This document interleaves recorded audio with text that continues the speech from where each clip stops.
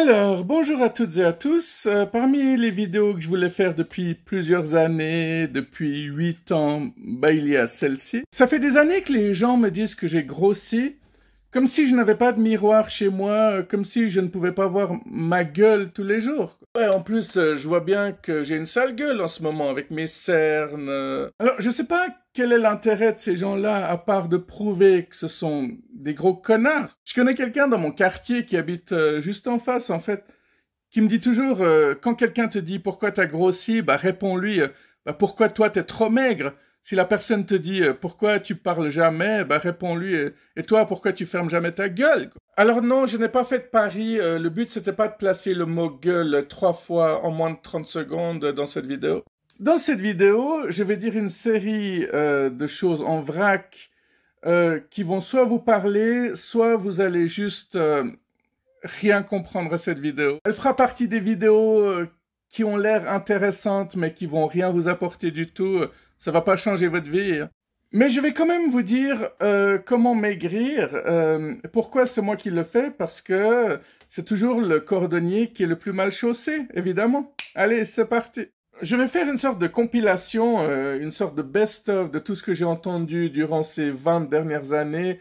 Vous allez me dire dans les commentaires si c'est du bullshit ou pas. Alors, premièrement, il y a quelqu'un au début des années 2000, je pense que c'est un pharmacien, qui m'avait dit un truc du style on garde le corps qu'on a à partir du moment où on commence à faire du sport. Si on commence à en faire à 18 ans, toute notre vie, on aura un corps de 18 ans. Si on commence à faire du sport à 25 ans, toute notre vie, on aura notre corps de 25 ans. Donc le corps qu'on avait nous-mêmes à 25 ans, hein, pas le corps de quelqu'un d'autre, évidemment. Non, parce que si vous avez le malheur d'avoir un mauvais métabolisme et que vous êtes déjà un peu enveloppé à 18 ans, il faudra prendre d'autres mesures après.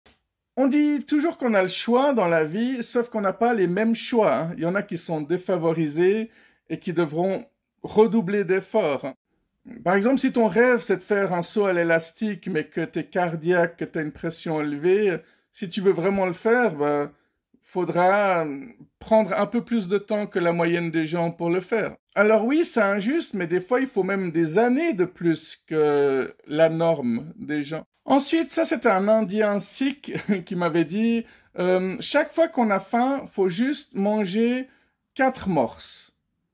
Et chaque fois que tu as faim, tu manges 4 morses. Voilà, je peux le répéter 1000 fois jusqu'à ce que ça rentre dans votre tête. Après, faut encore voir si c'est vrai, mais c'est vrai que la satiété peut prendre 20 minutes.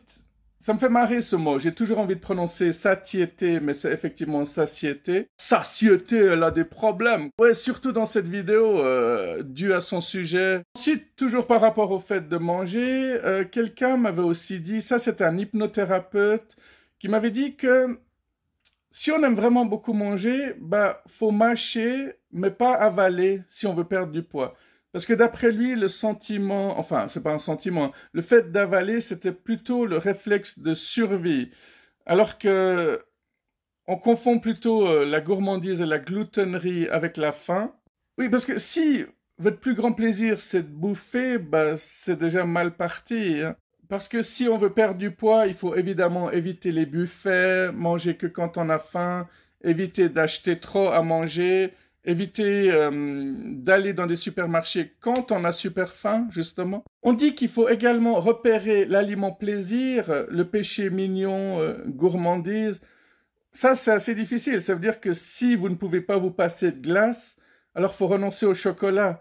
Si c'est le chocolat, l'aliment plaisir, alors faut renoncer au gâteau. Si c'est le gâteau, faut renoncer au biscuit, ainsi de suite.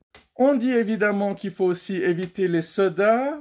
Donc ça, c'est tous des conseils que moi je suis pas. Hein. C'est pour ça que j'ai grossi. Mais je vous ferai une autre vidéo, évidemment, sur le pourquoi j'ai grossi, parce qu'il faut aussi que je me justifie, hein, bordel de merde. Parfois, on a l'impression qu'on a faim alors qu'on a simplement soif.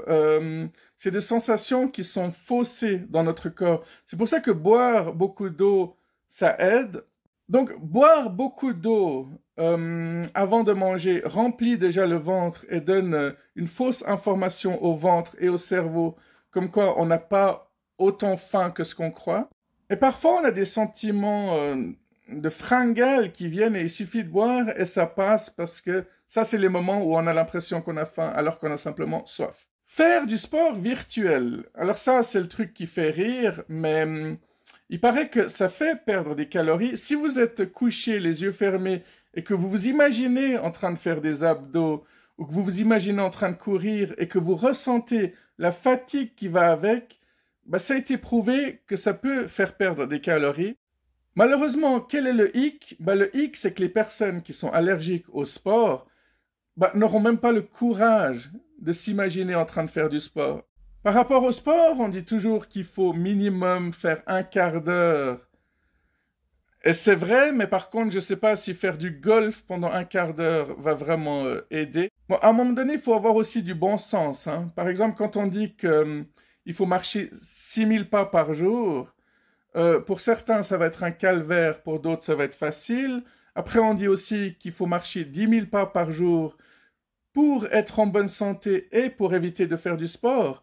Mais parallèlement, si vous mangez des gâteaux, du chocolat, des biscuits, c'est là que je parle de bon sens, c'est que ça va pas marcher.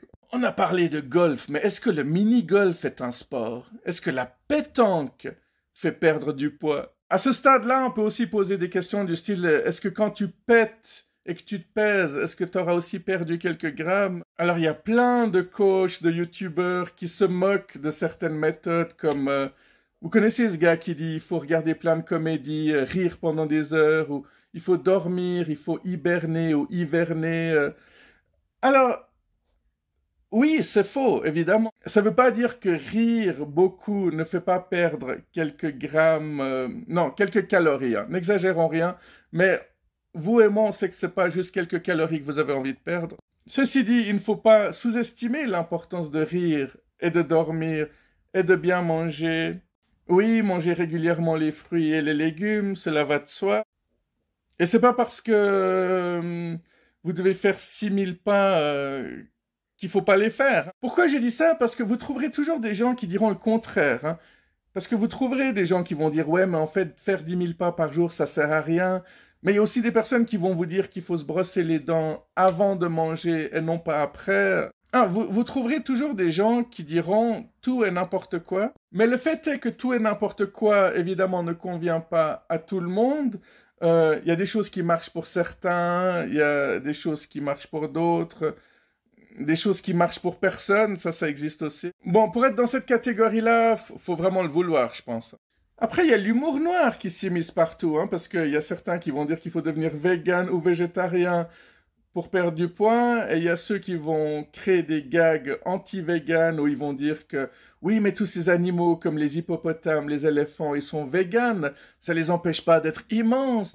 Alors oui, il y a toutes sortes d'humour, hein, sur cette planète. Il y a évidemment l'humour de merde, hein.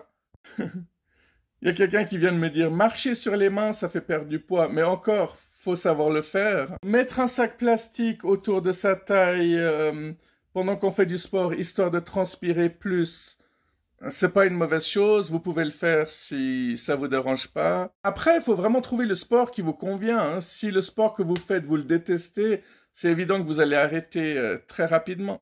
Les gens qui sont allergiques au sport, dès qu'ils croisent des sportifs qui font tout le temps du stretching, des mouvements en tout genre, ça les dégoûte encore plus du sport. Faut pas oublier que les gens qui essayent de motiver les autres peuvent aussi démotiver, et sans s'en rendre compte en plus. C'est un peu comme moi, des fois j'ai l'air tellement à l'aise que les gens timides se sentent encore plus mal à l'aise, alors que moi j'ai envie de les aider à se dévoiler, mais ça marche pas toujours. Ou c'est comme ces personnes qui m'ont dit Bibo, j'ai essayé de faire des vidéos comme les tiennes, j'y arrive pas, je suis pas du tout naturel devant une caméra, je sais pas comment tu fais. À chacun son truc. Je pense que cette vidéo est déjà assez longue comme ça. Je vais vous laisser. Je reviendrai peut-être avec d'autres conseils si ça vous intéresse. Prenez soin de vous et à tout bientôt. Bye bye.